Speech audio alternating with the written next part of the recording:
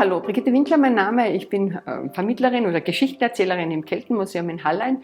Ich versuche den Gästen und Besuchern immer das Leben der Kelten um 500 vor Christus ein bisschen näher zu bringen, weil es eine absolute spannende Sache ist, weil man ganz gut nachvollziehen kann, wie die Kelten das weiße Gold, das Salz am Dürnberg abgebaut haben, das lebensnotwendig für sie war und das sie nicht alleine gebraucht haben, sondern jeder in Europa hat es gebraucht. Das heißt also, sie haben es weithin verhandelt. Das sehen wir anhand der Grabbeigaben. Unsere Archäologen waren sehr fleißig, haben im Dürnberg sehr viele archäologische Ausgrabungen gemacht und so haben wir sehr viele Grabkammern gefunden, die uns zeigen, dass die Kelten alle reich ausgestattet waren. Das heißt also für uns, sie sind durch den Salzabbau reich geworden, haben sich großteils Schmuckstücke, Waffen von anderen Völkern und Ländern mitgebracht und die hat man in die Grabkammer hineingelegt. Das Leben war natürlich kurz in der damaligen Zeit. Die Lebenserwartung waren die 30, 35 Jahre. Das heißt also, man glaubte sicher an ein Leben nach dem Tod und damit man es nachher recht schön hat man sozusagen alles, was man besessen hat, mitgekriegt. Das ist für uns natürlich optimal. Wenn man als Archäologe am Dürnberg Ausgrabungen macht, findet man sehr viel Gold- und Silberschmuck, findet man Bronze und Keramiken. Das heißt also, die Kelten sind ziemlich reich gewesen. Und das sehen wir dann anhand dieser Funde und die kann man natürlich dann alle bei uns im Keltenmuseum bewundern.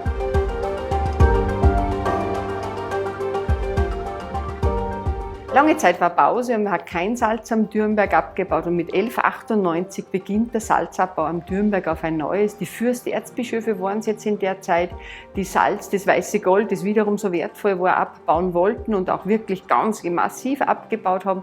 Und jetzt kommt aber auch Hallein zum Tragen. Der Ort Hallein wird jetzt ganz, ganz wichtig, weil man bei uns in Hallein das Salz versiedet. Da gibt es riesengroße Sudpfannen, in denen man das Salz dann sozusagen verkocht hat, bis das Wasser weg war. Dann hat man das Salz in Holzfässer gepackt und hat es über die Salzach transportiert. Also das war eine perfekte Anbindung eines Wirtschaftstreibenden, sprich in dem Fall für den Fürsterzbischof, dass er das Salz am Dürnberg abbauen hat lassen. Bei uns in Hallein hat man es verkocht und versotten und dann hat man es mit Schiffen auf der Salzach weiter transportiert. Nicht nach Salzburg, sondern weiter bis nach Oberndorf. Und laufen ist man mit den Schiffen gefahren, hat noch einmal größere Schiffe dann benutzt und ist weitergefahren über den Inn und über die Donau hinunter. Und das Spannende bei der ganzen Sache war, dass die Schoppersleute, also die Schiffersleute, die sind immer von Oberndorf gekommen und haben diese Schiffe auf der Salzach navigiert.